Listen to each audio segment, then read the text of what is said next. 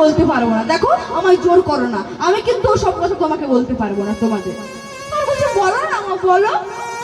তখন বোন সুভদ্রা বলছে বলে দাও না, বলে দাও, তোমাদের বৌমারা যখন এতবার করে শুনতে চাইছে তখন বলেই দাও।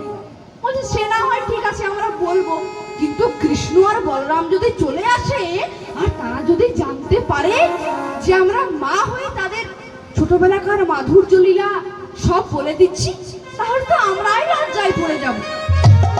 তখন বোন সুভদ্রা বলছে না মা না, জানতে পারবে না, আমি দরজায় পাহারা দেব, আর তোমরা বলো আমি দরজায় পাহারা দিচ্ছি। বলছে ঠিক আছে। তাই এবার বোন সুভদ্রা দিচ্ছে দরজায় পাহারা, আর মা যশোদা আর রোহিণী মিলে কৃষ্ণ বলরামের মাধুর্য লীলা তার বৌমাদের আস্বাদন করাচ্ছে। আর এদিকে অন্তর্যামী গোবিন্দ আমার অন্তরে সব কথা বুঝতে পেরে গেছে। তখন মনে মনে ভাবছে রে সর্বনাশ করেছে, আমাদের মায়েরা তো হাটে হাড়ি ভাঙছে। তাই ছুটতে গিয়ে দাদা বলরামকে বলছে, বলছে দাদা, ও দাদা, তাড়াতাড়ি বাড়ি চলো, তাড়াতাড়ি চলো, দেখবে চলো মায়েরা কি করছে, আমাদের মায়েরা না হাটে হাড়ি ভাঙছে, তাড়াতাড়ি বাড়ি চলো। তাই কৃষ্ণ আর জগন্নাথ, কৃষ্ণ আর বলরাম দৌড়াতে দৌড়াতে দৌড়াতে দৌড়াতে চলে এসেছে রাজপ্রাসাদে।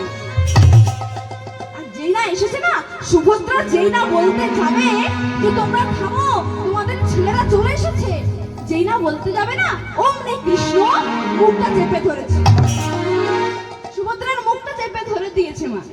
আর বলছে হ্যারি বোন, তুই ভেবেছিস একাই শুনবি, তা হবে না, আমরা না কি করবো জানিস, আমরা তিনজনেই শুনবো, তিনজনে শুনবো, তিনজনেই শুনবো, আমরা তিনজনে শুনবো, একা তুই শুনবি কেন, তিনজনেই শুনবো, একা তুই শুনবি কেন, তিনজনে শুনবো, একা তুই শুনবি কেন, তিনজনেই শুনবো।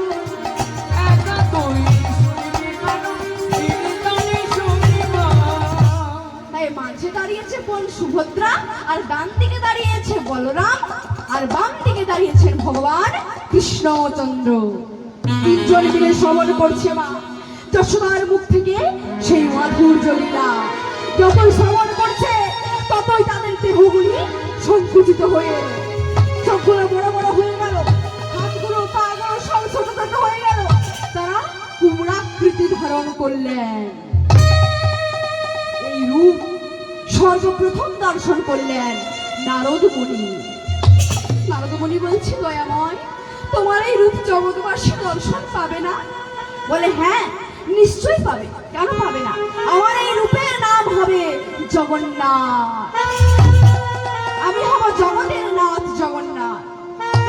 তাই তো পদাবলিতে বলেছেন মধ্যখানে সুভদ্রা ভগ্নী,